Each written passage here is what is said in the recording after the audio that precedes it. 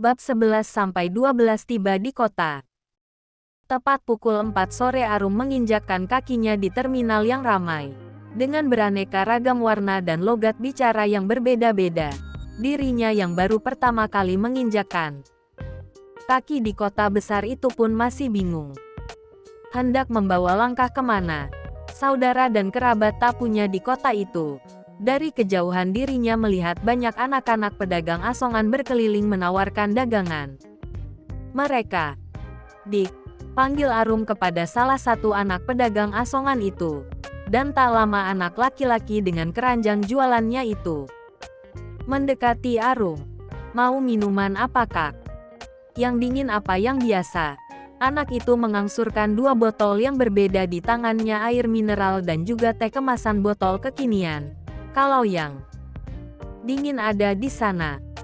Anak laki-laki dengan kisaran umur 10 tahun itu menunjukkan kotak berwarna merah, yang biasa dia gunakan untuk mendinginkan berbagai minuman, dengan bongkahan es batu di dalamnya. Oh boleh-boleh. Kakak mau yang dingin kalau ada minuman teh ya? Arum berkata dengan lembut dan dijawab dengan anggukan kepala oleh anak laki-laki itu. Sambil berjalan untuk mengambil pesanan Arum.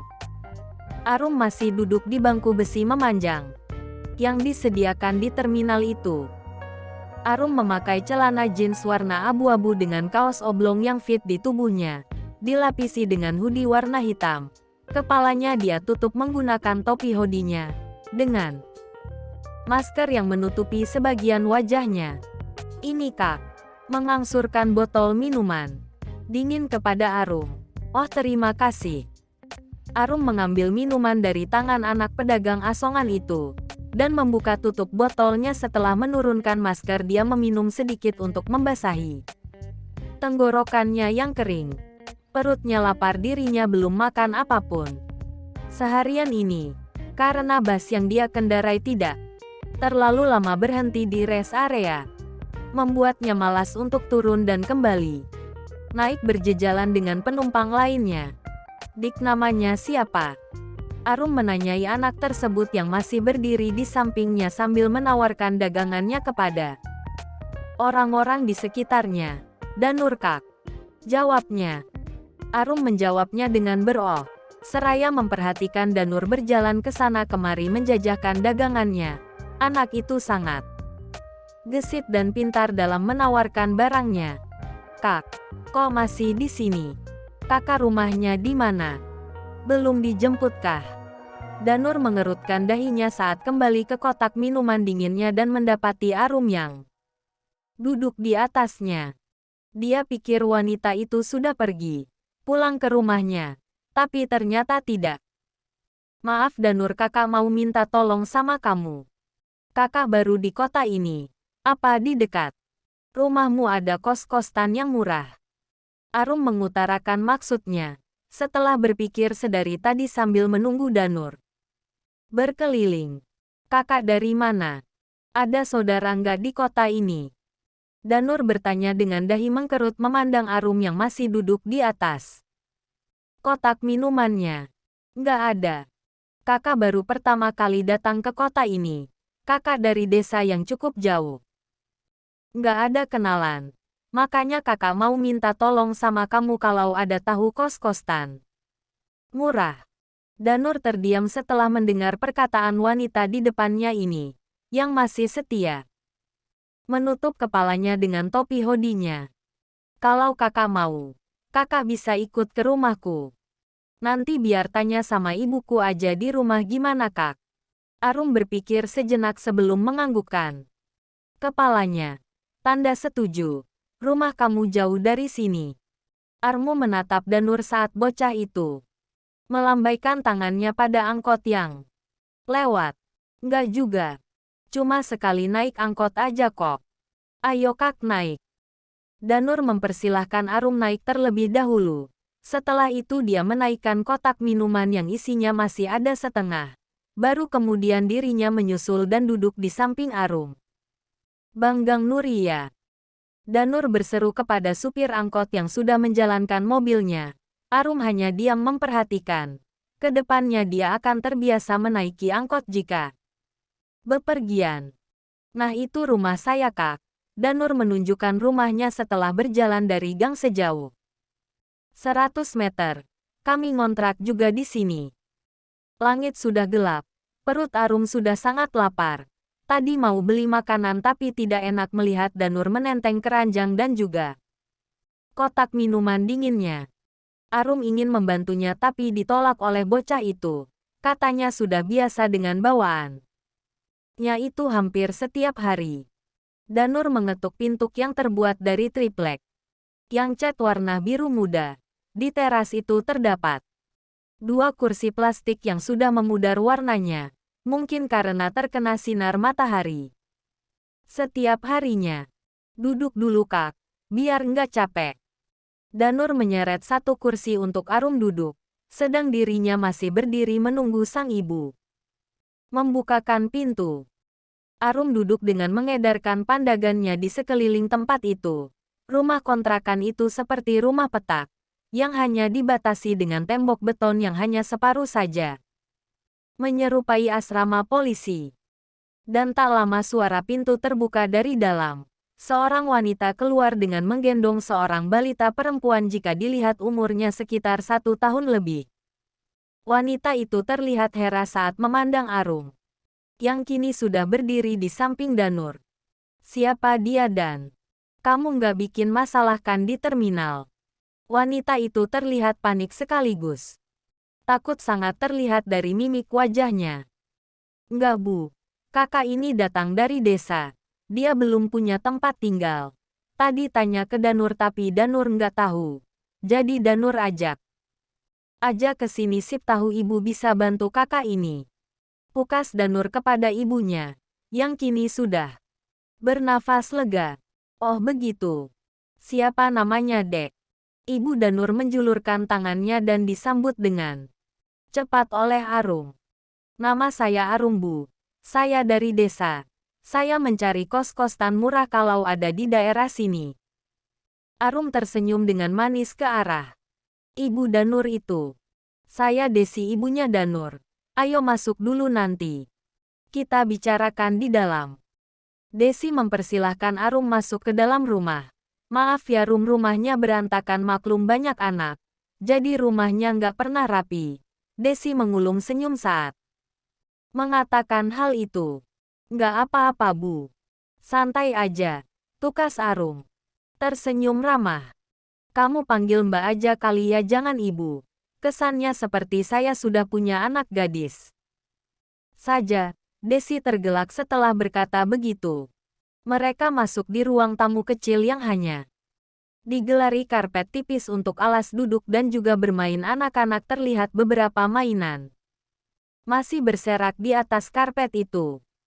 Danur menaruh keranjang dagangannya beserta kotak minuman dinginnya di sudut ruangan di samping rak kecil yang di atasnya terdapat TV kecil 14 inch model tabung. Tak lama terdengar suara anak kecil dari dalam. Berjalan dengan tergopoh-gopoh. Kakak udah pulang. Kakak ada beli makan. Danur langsung mengendong balita yang merupakan adik keduanya itu. Sebelum menjawab pertanyaan sang adik. Belum deh dagangan abang hari ini nggak habis. Jadi belum bisa belikan ayam goreng untukmu. Sabar ya nanti besok kalau dagangan kakak habis pasti kakak beliin buat Dimas oke? Balita itu mengangguk dengan lemah. Maaf ya mbak ngerepotin ini jadinya. Arum meringis saat mengucapkan hal itu. Nggak apa-apa Rum santai aja aku nggak merasa direpotkan kok. Tukas Desi dengan tersenyum tulus kepada Arum. Anaknya mbak berapa? Kehangatan keluarga. Anakku ada 3 Rum. Desi menjawab sembari mengangkat 3 jari tangannya. Danur putra sulungku usianya baru 10 tahun lebih. Adiknya umur 4 tahun. Namanya Dimas yang ketiga ini Dara baru mau 2 tahun. Ucap Desi panjang lebar. Arum hanya menjawab dengan beroh saja. Sambil memperhatikan Danur yang sedang memangku adiknya. Kalau boleh tahu Arum dari desa mana? Apa ada saudara atau kerabat yang ingin dicari di kota ini? Desi dengan ragu menanyakan hal panjang lebar itu. Takut jika Arum tersinggung dengan pertanyaannya. Arum dari desa XX Mbak. Nggak ada kerabat atau saudara. Bahkan kenalan pun nggak ada. Arum menghentikan sejenak kata-katanya dan menoleh Danur yang tengah membujuk adiknya yang merengek meminta dibelikan ayam goreng. Maaf ya Rum, anak-anak Mbak memang begitu. Ucap Desi meringis malu Arum menyaksikan kerewelan anaknya. Nggak apa-apa Mbak. Arum suka sama anak kecil. Bagiku mereka sangat lucu dan polos. Kemudian tangan Arum merogoh kantong celananya dan mengeluarkan selembar uang warna merah, dan mengangsurkannya kepada Danur. Kakak mau minta tolong sama Danur. Tolong belikan ayam goreng ya. Sepertinya di depan gang tadi ada yang jual. Sekalian untuk kita semua. Beli juga sayur yang lain ya. Biar ada kuah-kuahnya jadi nggak seret di tenggorokan. Danur terlihat bingung dan menoleh ibunya untuk meminta pendapat. Arum yang menyadari hal itu pun kembali berkata, Kakak lapar banget, seharian ini belum makan nasi, cuma minum dan makan roti aja. Kasihan dedek bayi yang ada di dalam sini, kata Arum. Sembari mengelus perutnya yang masih rata. Dan hal itu membuat Desi kaget. Tak menyangka jika gadis yang masih sangat muda di depannya ini ternyata tengah hamil. Kemudian Desi terlihat mengangguk kepada Danur. Sejurus kemudian Danur sudah berlalu masih dengan menggendong adiknya yang ingin ikut. Maaf Rum, apa kamu sedang hamil? Desi langsung bertanya tentang kebenaran yang baru saja dia dengar itu. Benar Mbak. Arum mengangguk dengan lemah. Dirinya memutuskan untuk berterus terang tentang keadaannya. Jangan sampai nanti menimbulkan masalah di kemudian hari.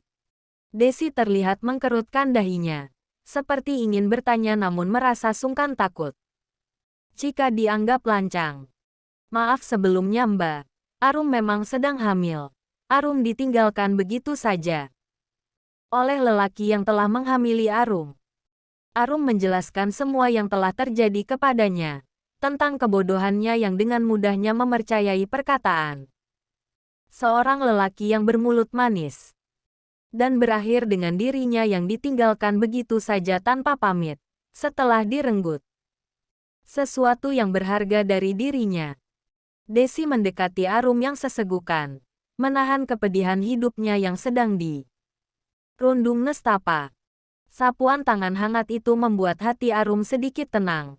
Lah merasakan kasih sayang yang tulus dari elusan lembut di punggungnya. Yang sabar ya Rum. Semoga kamu bisa melalui ini semua. Makasih Mbak. Ucap Arum sambil menghapus air matanya dengan lengan hodinya. Untuk malam ini kamu tidur di sini saja ya. Bersama kami. Besok pagi baru kita bicarakan lagi soal kontrakan, siapa tahu masih ada di sekitar sini. Tapi ya beginilah keadaan kami. Tempatnya kecil. Aku hanya mampu membayar kontrakan kayak gini. Dengan penghasilan jual minuman di terminal. Pukas Desi. Dengan tersenyum ramah kepada Arum yang kini sudah kembali tenang. Nggak apa-apa Mbak. Arum makasih banget. Udah ditolong. Tapi apa nggak masalah sama suami Mbak? Tukas Arum. Yang baru ingat jika sejak tadi dirinya belum melihat suami Desi. Dan juga Arum belum sempat bertanya tentang hal itu. Kamu tenang aja. Suami saya nggak ada, jadi aman. Tak lama setelahnya Danur dan Dimas sudah muncul di ambang pintu. Dengan 2 kresek ditenteng di tangan Danur sedang Dimas tengah memegang bungkusan cilok. Kak Arum. Maaf tadi Dimas nangis minta jajan cilok, kata Danur dengan raut wajah tak enak. Sambil menunjuk Dimas yang kini tengah menikmati ciloknya dengan sesekali menyuapi adiknya yang ingin juga merasai makanan berbumbu sambal kacang yang tidak pedas itu. Nggak apa-apa Dan. Uangnya cukup? Tanya Arum. Tidak mempermasalahkan soal uang yang dia berikan tadi. Cukup Kak. Ini masih ada lebihnya. Danis menyodorkan sisa uang yang diberikan Arum tadi. Ambil aja buat beli jajan kamu sama adik-adik. Ukas Arum lembut.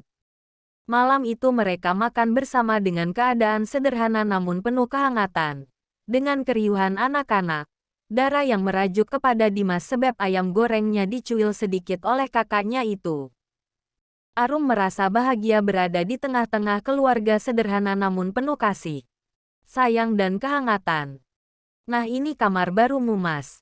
Sabira mendorong kursi roda Aska ke sebuah kamar yang berada di belakang sejejer dengan kamar para pelayan di rumah itu. Aska mengkerutkan keningnya saat sang istri membawanya menuju kamar pelayan yang berada di belakang, dekat dapur. Dirinya belum mengerti dengan maksud Sabira membawanya ke tempat itu. Ya, sore itu dirinya telah diizinkan pulang setelah hampir 2 minggu dirawat di rumah sakit. Luka-luka ringan yang menghiasi wajah dan juga tangannya sudah sembuh. Hanya saja yang menjadi beban di hatinya adalah kakinya yang lumpuh. Dokter mengatakan jika bagian pinggangnya terbentur lumayan keras, sehingga mempengaruhi beberapa saraf tulang belakangnya dan menyebabkan kelumpuhan. Dan dokter menyarankan agar dirinya mengikuti serangkaian terapi yang dijadwalkan seminggu 2 kali. Sayang, kenapa kamu membawaku ke sini?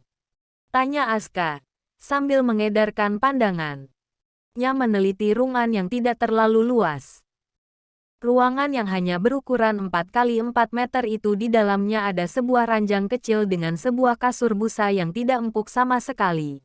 Dan juga di pojok kiri ada lemari kayu 2 pintu yang berukuran kecil. Di samping tempat tidur ada meja laci kecil. Mulai hari ini Mas akan tidur di sini, ucapnya. Enteng. Kamu jangan bercanda, sayang. Aska menoleh kepada Sabira yang kini tengah berdiri di ambang pintu dengan memandang kuku-kukunya yang baru saja dia cat. Aku nggak bercanda, Aska. Kamu memang aku pindahkan ke sini, biar gampang diurus sama Asih, tukasnya. Asih adalah art yang baru saja dipekerjakan Sabira beberapa hari lalu. Asih, gumamnya. Aska semakin bingung dengan apa yang dibicarakan istrinya itu. Ya, Asih pelayan yang akan mengurusmu ke depannya. Jadi aku harap kamu jangan cerewet ya. Sayang, bagaimana, apa semua sudah beres? Aditya muncul di belakang Sabira sambil melingkarkan sebelah tangannya di pinggang ramping wanita itu. Sontak saja hal itu membuat mata Aska membulat dengan mengetatkan rahangnya. Menahan amarah. Apa yang kau lakukan, Adit? Lepaskan tanganku, kurang ajarmu itu dari istriku. Aska berteriak murka. Matanya sudah memeras serta kedua tangannya terkepal kuat, sehingga otot-otot lengannya terlihat mengetat.